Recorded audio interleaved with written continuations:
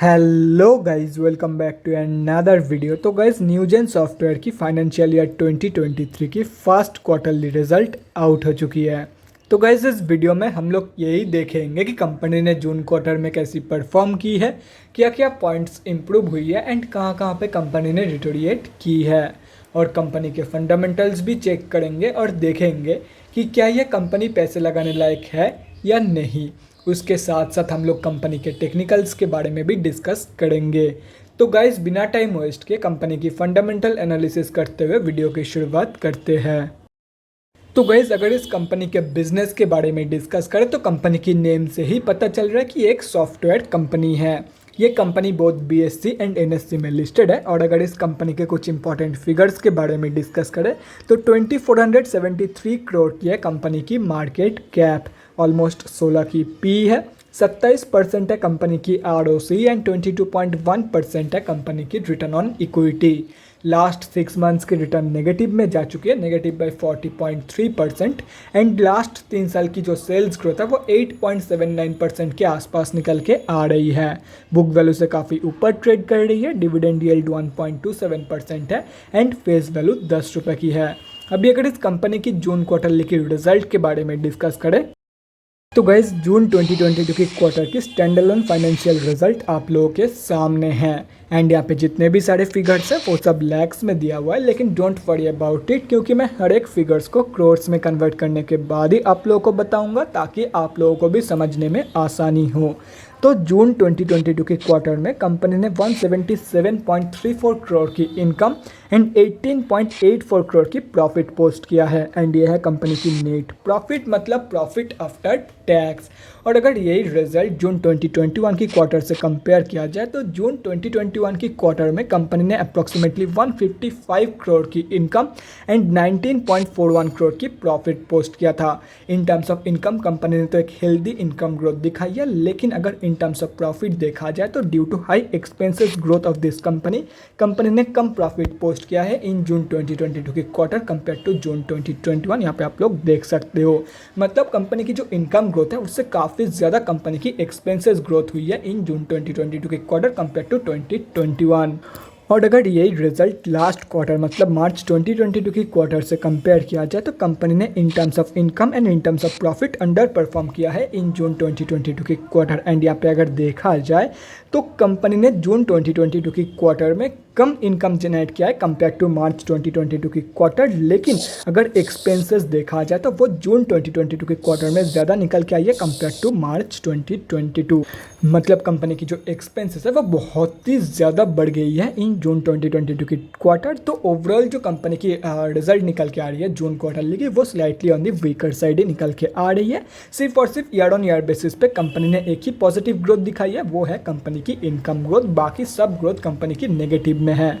तो गाइज, अभी अगर कंपनी की बैलेंस शीट की हेल्थ के बारे में डिस्कस करें, फाइनेंशियल ईयर 2022 में कंपनी की रिजर्व के साथ साथ डेट भी इंक्रीज हुई है, लेकिन अगर देखा जाए तो रिजर्व ज़्यादा इंक्रीज हुई है कंपेयर टू कंपनी की डेट, मतलब बैलेंस शीट की हेल्थ इंप्रूव हुई है इन FY 2022। एंड अगर ओवरऑल देखा जाए तो डेट के कंपैरिजन में 200 गुना से भी ज़्यादा रिजर्व मौजूद है कंपनी के पास, मतलब ये एक ऑलमोस्ट डेट फ्री कंपनी है। एंड बैलेंस शीट की जो ओवरऑल हेल्थ है वो भी ज़बरदस्त है। अभी अगर कंपनी के कैश फ्लोज के बारे में डिस्कस करें तो कैश फ्लोज की जो कंडीशन है वो इम्प्रूव हुई है इन FY 2022।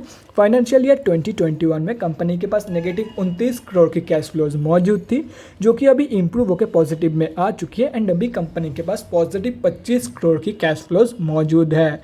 और अगर शेयर होल्डिंग पैटर्न के बारे में डिस्कस करें तो जून क्वार्टरली की शेयर होल्डिंग पैटर्न आप लोगों के सामने है। प्रोमोटर्स की होल्डिंग अनचेंज्ड है, FIIs ने सेलिंग करी है एंड DIIs ने भी सेलिंग करी है। उसके साथ साथ अदर्स ने भी सेलिंग करी है, मतलब जून क्वार्टर में मैक्सिमम बड़े प्लेयर्स ने सेलिंग करी है, जैसे कि यहाँ पे आप लोग देख सकते हो। एंड अगर पब्लिक में देखा जाए तो एक ही बड़े रिटेलर की होल्डिंग है। एंड अगर ये कैलकुलेट करते हो तो इस कंपनी में हम अब जैसे छोटे मोटे रिटेलर की जो होल्डिंग है वो अप्रॉक्सीमेटली 21.21% के आसपास निकल के आ रही है, मतलब 21.21% है इस कंपनी में हम अब जैसे छोटे मोटे रिटेलर की होल्डिंग। तो गाइस अभी कंक्लूजन पे आते हैं कि आप लोगों को इस कंपनी में पैसा लगाना चाहिए या नहीं। तो देखो गाइस मैं आप लोगों को यही सजेस्ट करूंगा, अगर शॉर्ट टर्म के लिए जाना चाहते हो तो डेफिनेटली आप लोग इस कंपनी को शॉर्ट टर्म के लिए कंसिडर करके चल सकते हो, लेकिन लॉन्ग टर्म के लिए मैं बिल्कुल भी सजेस्ट नहीं करूंगा। अगर कंपनी के ऊपर भरोसा है तो ही आप लोग जाओ, अदरवाइज सिर्फ और सिर्फ फंडामेंटल्स देख के मैं आप लोगों को बिल्कुल भी सजेस्ट नहीं करूंगा कि इस कंपनी में आप लोग पैसा लगाओ, क्योंकि क्वार्टर ऑन क्वार्टर बेसिस पे कंपनी की जो ओवरऑल ग्रोथ है वो नेगेटिव में है। एंड अगर ईयर ऑन ईयर बेसिस पे भी देखा जाए तो कंपनी की प्रॉफिट ग्रोथ नेगेटिव में है। सिर्फ और सिर्फ इनकम ग्रोथ हुई है, लेकिन मेन जो है वो है प्रॉफिट ग्रोथ। कंपनी की इनकम से कुछ ज़्यादा फर्क नहीं पड़ता है, मेन फर्क पड़ता है प्रॉफिट से। एंड इस कंपनी की ईयर ऑन ईयर बेसिस पे and quarter on quarter basis पे प्रॉफिट ग्रोथ नेगेटिव में है। तो इसीलिए मैं आप लोग को बिल्कुल भी सजेस्ट नहीं करूँगा कि आप लोग लॉन्ग टर्म में इस कंपनी पे पैसा लगाओ। बाकी अगर कंपनी के ऊपर भरोसा है तो बात अलग है, लेकिन अगर सिर्फ और सिर्फ फंडामेंटल्स देख के आप लोग इन्वेस्ट करने के बारे में सोच रहे हो तो मैं आप लोग को बिल्कुल भी सजेस्ट नहीं करूँगा। तो गाइज़ अभी अगर कंपनी के टेक्निकल्स के बारे में डिस्कस करें तो गाइज़ यहाँ पे हम लोग आ चुके हैं NSE के डेली चार्ट पे। एंड पहले क्लियर कर रहा हूँ, ये कंपनी स्विंग ट्रेडर्स के लिए नहीं है। एंड ये मैं इसीलिए बोल रहा हूँ क्योंकि कंपनी पिछले 7 महीने से एक स्ट्रॉन्ग डाउन ट्रेंड में है। एंड अगर ऐसे में आप लोग कोई भी स्विंग ट्रेड लेते हो तो मैक्सिमम चांस यही होगा कि आप लोगों का स्टॉप लॉस हिट हो जाए। तो इससे अच्छा मैं आप लोग को यही सजेस्ट कर रहा हूँ कि इस कंपनी से दूर रहो एज ऑफ नाउ। अभी डिस्कस करते हैं जो लोग लॉन्ग टर्म के लिए इन्वेस्टमेंट प्लानिंग कर रहे हैं उन लोगों को क्या करना है, उन लोगों को कहाँ पे एंट्री लेनी है इस कंपनी में।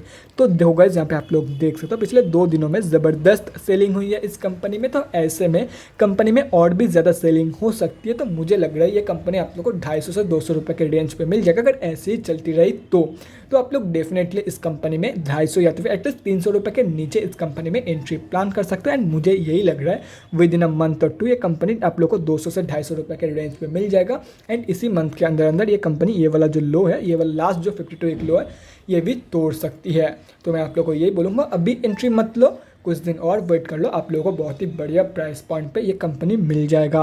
और रही बात शॉर्ट टर्म ट्रेडर्स की, तो देखो गाइस अभी कोई भी शॉर्ट टर्म ट्रेड इस कंपनी में प्लान मत करो। जब ये कंपनी फिर से ये जो 200 मूविंग एवरेज है इसके ऊपर क्लोजिंग करेगी उसके बाद आप लोग इस कंपनी में शॉर्ट टर्म ट्रेड प्लान कर सकते हो। अभी कोई भी शॉर्ट टर्म ट्रेड इस कंपनी में प्लान मत करो। तो guys that's it for this video. अगले वीडियो में मिलते हैं गाइज़। Thanks for watching. और गाइज़ अगर आप लोग के मन में कोई भी डाउट या क्वेरी रहती है स्टॉक मार्केट या किसी भी स्टॉक से रिलेटेड तो कमेंट सेक्शन में कमेंट करके मुझसे पूछ सकते हो, या तो फिर मेरे इंस्टाग्राम का लिंक आप लोगों को डिस्क्रिप्शन बॉक्स में मिल जाएगा, जाके वहाँ पर ही मुझे DM कर सकते हो फॉर एन 1-on-1 कन्वर्सेशन।